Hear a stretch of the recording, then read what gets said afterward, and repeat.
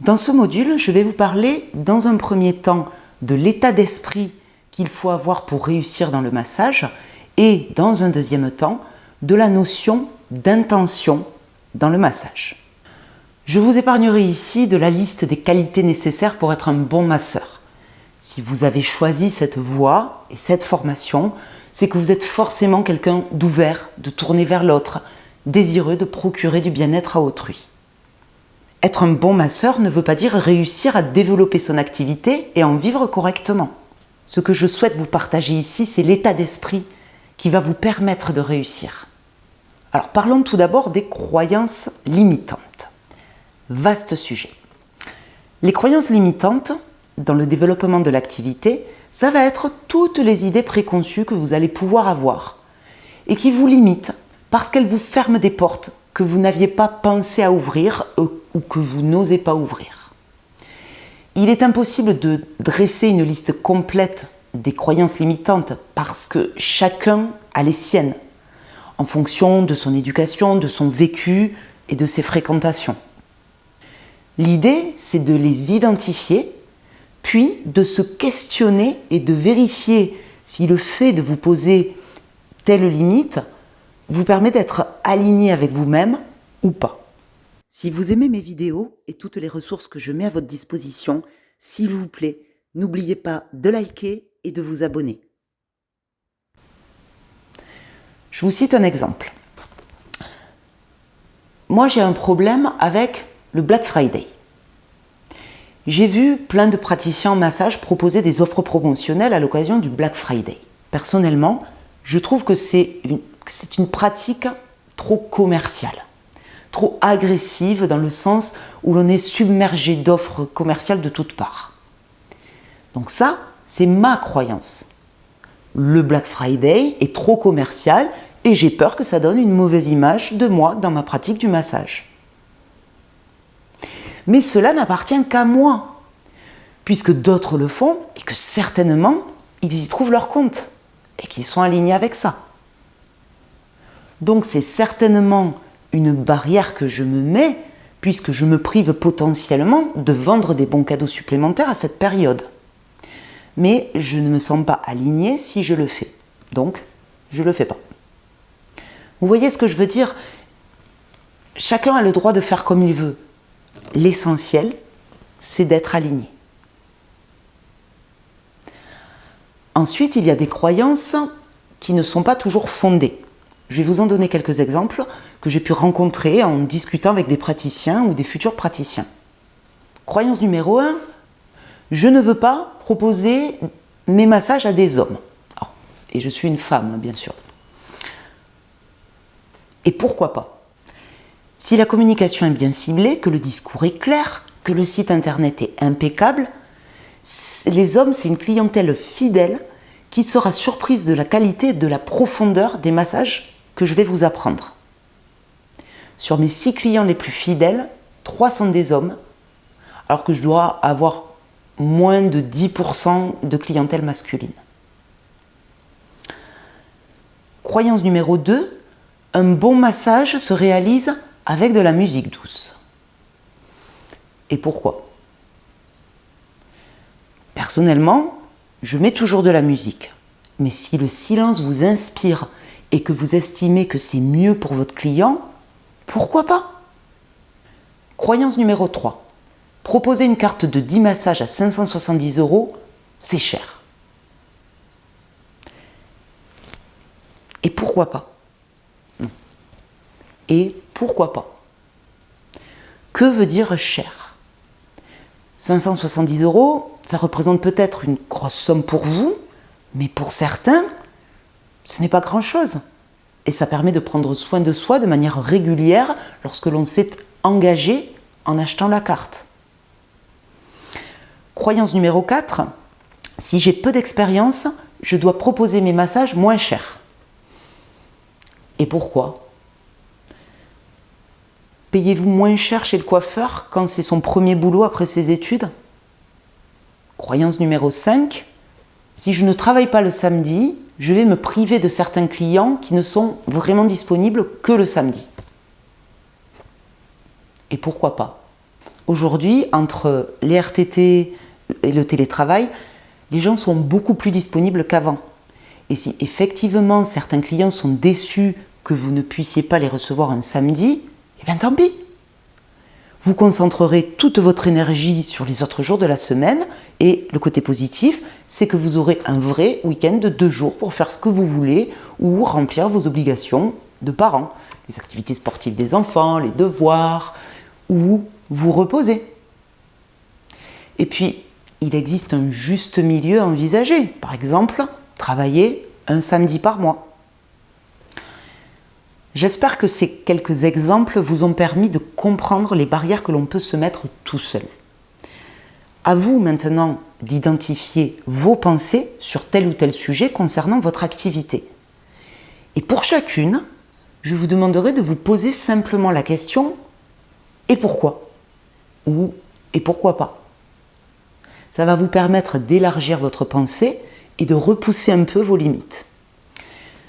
N'oubliez jamais que l'on a tous un cadre de référence et que ce n'est pas parce que vous fonctionnez de telle façon que tout le monde fonctionne de la même manière.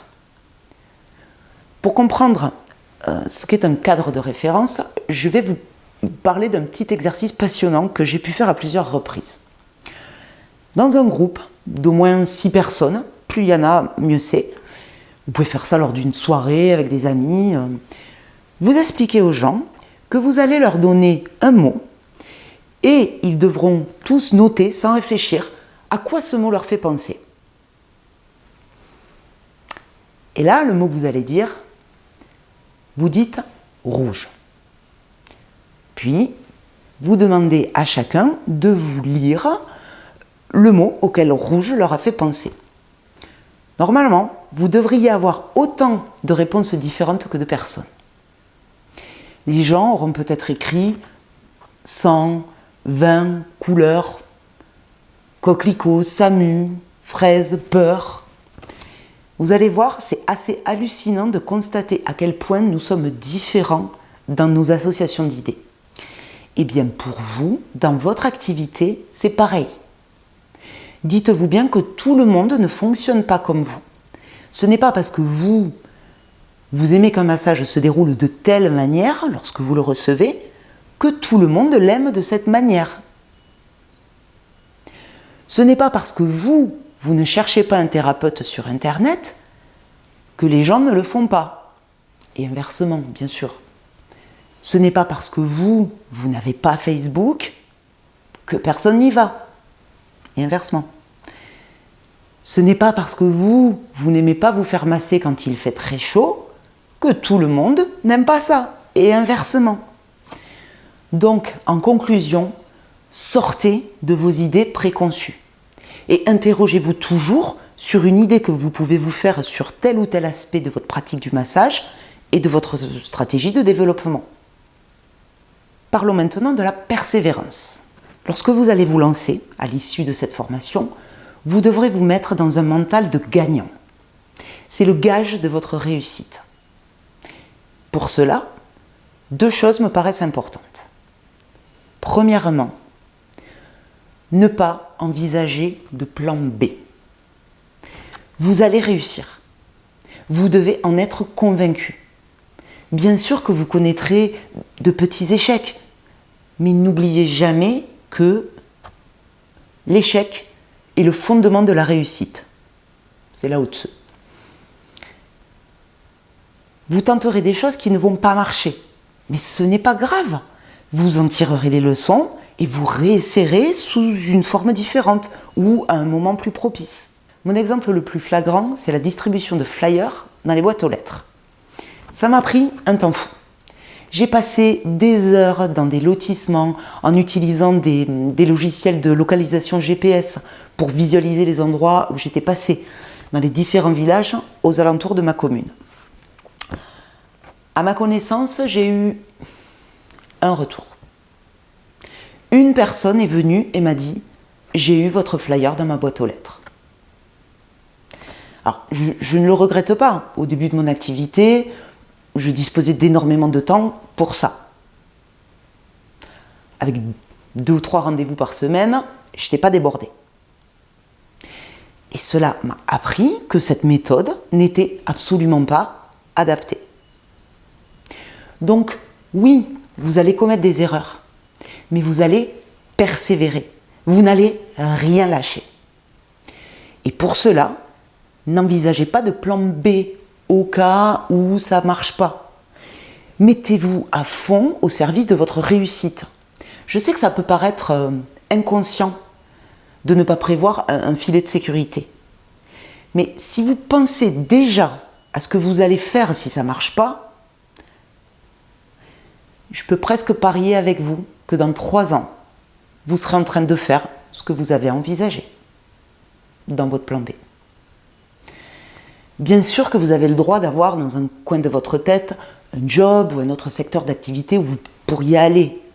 Mais cessez d'y penser et ne donnez pas de puissance à cette idée.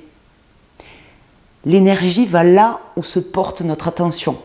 C'est une réalité que j'ai pu expérimenter à plusieurs reprises et dans différents domaines de ma vie. Et dans un sens comme dans l'autre. Alors votre énergie, mettez-la entièrement dans ce que vous voulez vraiment. Je vous assure. Quand j'ai quitté la banque pour m'installer à mon compte, j'ai exprimé à mon entourage l'état d'esprit dans lequel j'étais. Je disais, j'ai pas de plan B parce que je ne veux pas envisager que le plan A ne marche pas. La seule chose que je gardais dans ma tête pour rester réaliste, c'était de me dire, si ça ne marche pas, je verrai au moment. Je ne suis pas stupide, je m'en suis toujours sortie, je suis courageuse, je ne suis pas feignante, je trouverai une solution si ce moment vient. Et je pense que cet état d'esprit y est pour beaucoup dans ma réussite. Bien sûr que j'ai eu des moments de doute. Quand le Covid est arrivé avec le premier confinement, je me suis dit, mais tu as juste choisi le pire métier. Tu touches des gens et c'est pas médical. Et là, on nous dit qu'il y a un méchant virus et qu'il ne faut pas s'approcher à moins d'1 mètre les uns des autres. L'horreur. C'était juste une des pires choses qui pouvaient arriver, mais en même temps, ça a été une période tellement... qui aurait pu imaginer ça? Bref. Mais à un moment, j'ai failli abandonner. J'ai eu des coups de mou. Mais j'ai réfléchi. Je me suis recentrée. Et j'ai mis toute mon énergie dans chaque rendez-vous. J'ai tenté d'autres choses. Je me suis formée à d'autres choses. Et j'ai surtout continué à y croire. Il n'y a qu'une façon d'échouer. C'est d'abandonner avant d'avoir réussi. 3e chose, arrêtez de traîner sur les réseaux. Une des choses les plus chronophages que j'ai pu faire, c'est de passer un temps fou sur Facebook à regarder ce que font les autres et à suivre des webinaires, des pseudo-formations, des conférences, des masterclass, essentiellement sur le sujet « Comment trouver ses clients ». Alors, ne perdez pas de temps à visionner toutes les vidéos de ces vendeurs de rêves. Pourquoi ? Parce que bien souvent, cela s'applique à des thérapeutes et pas au massage de bien-être. À part si vous avez une activité complémentaire en tant que sophrologue, naturopathe, énergéticien, hypnothérapeute, réflexologue, coach, là oui, vous pourrez trouver des gens compétents pour vous aider à vous vendre. Mais faites-moi confiance, j'en ai largement fait le tour. J'en ai retenu quelques astuces et quelques idées, et tout cela, je vais vous le partager, en plus de mon expérience professionnelle. Donc souvenez-vous bien de ce conseil, ne vous éparpillez pas et ne perdez pas votre temps à regarder ce que font les autres et à croire aux promesses de certains coachs en communication qui vont vous promettre de passer de 5 clients par semaine à 20 clients par semaine, le tout en moins d'1 mois. Dans le massage, ça n'existe pas. Vous m'entendez bien, ça n'existe pas. Sauf en investissant 4 000 € par mois dans la publicité, mais investir 4 000 € pour en gagner peut-être 3 000, moi, perso, je ne fais pas. 4e chose, vous êtes un chef d'entreprise. Et ça, c'est important de ne pas l'oublier. en plus d'être un praticien en massage de bien-être, vous êtes un chef d'entreprise. Il y a une tendance dans le milieu du bien-être à croire qu'il y a une incompatibilité entre procurer du bien-être aux gens et gagner de l'argent. Si vous pensez comme ça, vous ne gagnerez jamais votre vie. Vous êtes un chef d'entreprise. Et à ce titre, votre job, c'est d'avoir un maximum de clients, d'avoir une excellente réputation et de gagner votre vie comme vous le souhaitez. Alors, juste une petite parenthèse là-dessus. Gagner sa vie ou bien gagner sa vie, c'est quelque chose de très subjectif. Et ça dépend de la situation personnelle de chacun. Pour certains, gagner 1 000 € par mois en ayant beaucoup de temps libre est suffisant. Soit parce qu'ils ont, par exemple, des revenus locatifs, une rente, un héritage, qui leur permet déjà d'avoir une autre source de revenus tous les mois. Ou un conjoint qui gagne un salaire largement suffisant pour deux. Pour d'autres, 2 000 € par mois est un strict minimum pour vivre correctement. Pour d'autres encore, 4 000 € par mois est un salaire nécessaire à leur train de vie. Ce qui est génial, c'est que le métier de praticien en massage à son compte permet d'ajuster son temps de travail en fonction de ce que l'on veut gagner. Celui qui veut gagner 1 000 € par mois aura 6 rendez-vous par semaine, lui laissant énormément de temps libre. Celui qui veut gagner 4 000 par mois, il aura 24 rendez-vous par semaine, soit des journées bien remplies et assez fatigantes. Après, les 24 rendez-vous par semaine, il faut les trouver.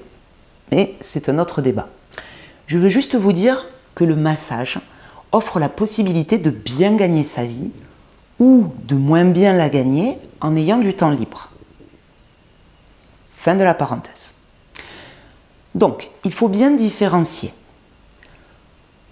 votre rôle de masseur, bien masser, conseiller le client en fonction de ses besoins, être à l'écoute, être bienveillant et mettre de l'intention dans le massage que l'on donne.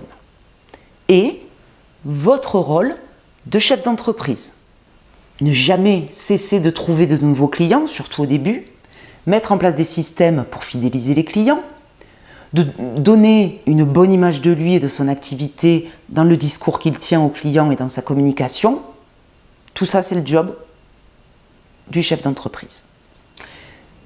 Mais être chef d'entreprise, c'est aussi répondre au téléphone et aux emails, travailler sur sa com, être présent sur les réseaux, tenir à jour son fichier client, gérer les commandes de matériel nécessaires pour l'activité, faire ses déclarations URSSAF, savoir gérer son temps et plein d'autres choses.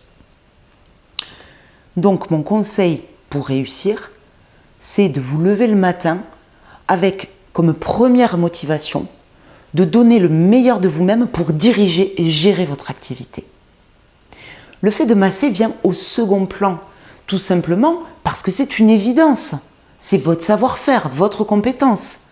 Au bout de quelques mois après la formation, vous n'aurez presque plus, je dis presque, parce qu'il faut toujours savoir se remettre en question et acquérir de nouvelles compétences dans le massage.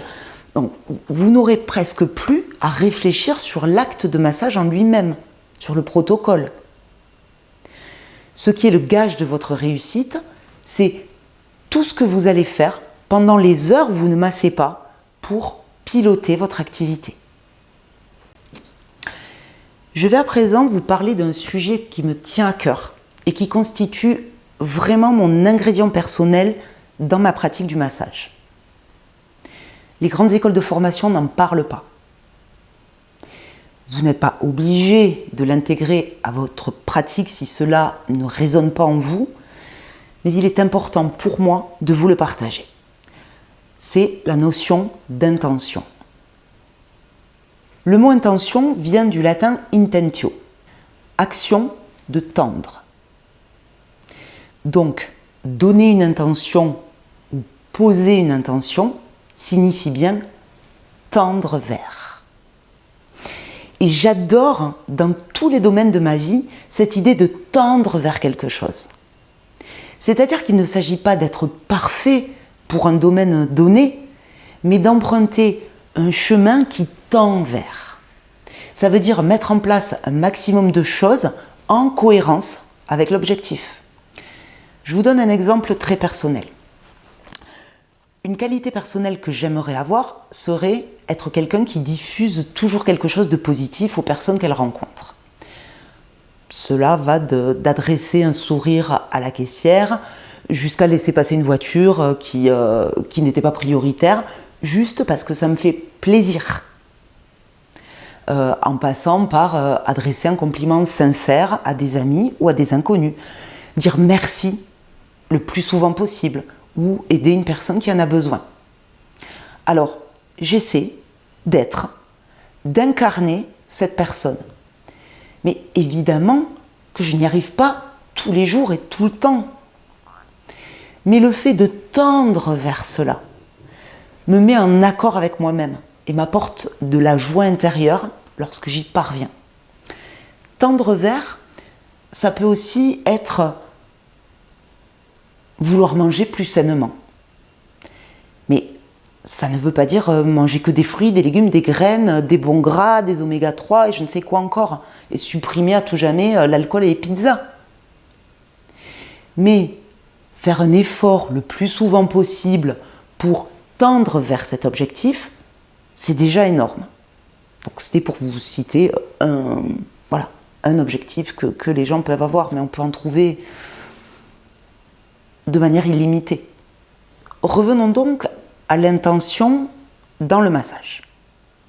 Pour moi, un massage efficace et réussi repose sur 3 choses, bien au-delà de la technique. Notre cœur, notre intention et nos mains.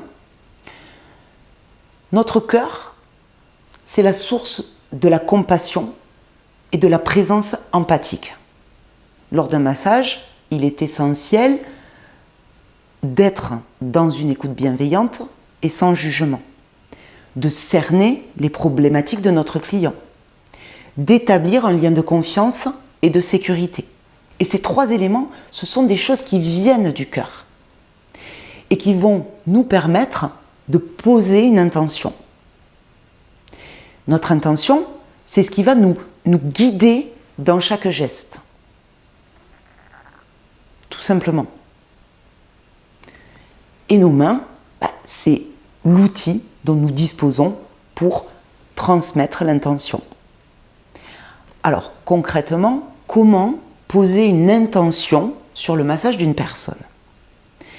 Eh bien, tout simplement grâce au moment d'échange que vous aurez eu juste avant le massage. En ayant une connaissance des éventuels problèmes médicaux de la personne, en ayant écouté ce que la personne attend de ce massage, ou en ayant un ressenti précis de ce dont la personne a besoin, eh bien, vous allez définir l'orientation que vous voulez donner au massage et donc l'intention que vous allez poser sur ce massage. Quel que soit le protocole, que ce soit un balinais, un californien, un hawaïen, un pierre chaude, cela s'applique à tous les massages. Car il y a une dimension énergétique dans tous les massages. Cette énergie, disponible partout autour de nous, en abondance et de manière illimitée, vous allez l'utiliser et la canaliser vers votre client grâce à votre intention. Parfois, cette intention se traduira par des mots concrets dans votre tête. Par exemple, ça pourrait être « je souhaite permettre à cette personne de lâcher prise » ou « je souhaite que la douleur à l'épaule de cette personne s'atténue » ou encore « je souhaite donner la force à cette personne d'aller de l'avant » ou « je souhaite que cette personne retrouve sa paix intérieure ». Ça, ce sont des choses assez concrètes avec des mots dans votre tête. Parfois, cette intention sera plus diffuse. Vous ne pourrez pas mettre de mots dessus et ce sera peut-être juste l'idée d'avoir un toucher rassurant ou un toucher empli de positivité. Il n'y a aucune limite à l'intention que vous souhaitez donner. La seule condition est que cela vienne de votre cœur et tout simplement de vouloir transmettre ce qu'il y a de mieux pour cette personne-là. Rien d'autre. Cette attention, vous n'avez pas besoin d'y penser pendant chaque geste de votre massage. Il suffit qu'elle soit présente dès que vous faites installer la personne sur la table et au moment de la prise de contact, c'est-à-dire du premier geste où vous allez poser vos mains sur la personne. Ensuite, le fait d'être concentré pendant tout le massage fera le reste. Être concentré, c'est ne pas avoir de pensée ou de préoccupation personnelle et être précis dans ses gestes. Cela dit, je vous rappelle que l'on est sur du tendre vers pour toute chose. Je ne dis pas que ça ne m'arrive jamais d'être déconcentré et d'avoir des pensées personnelles, c'est humain. Mais si vous faites le maximum pour tendre vers cela, vous avez tout gagné et votre massage sera un beau massage. Dernière chose, il faut savoir rester humble et à sa place. L'idée n'est pas de se poser en sauveur ou en magicien ou en guérisseur. Le massage ne va pas faire disparaître tous les problèmes ou toutes les douleurs de la personne. Dites-vous que vous semez juste une graine dans le corps de la personne et que le moment venu, cette graine germera. Mais sa germination ne dépend pas de vous. Elle dépend de votre client. C'est lui qui est acteur de sa vie. C'est lui qui a la responsabilité de son bien-être. Si vous aimez mes vidéos et toutes les ressources que je mets à votre disposition, s'il vous plaît, n'oubliez pas de liker et de vous abonner.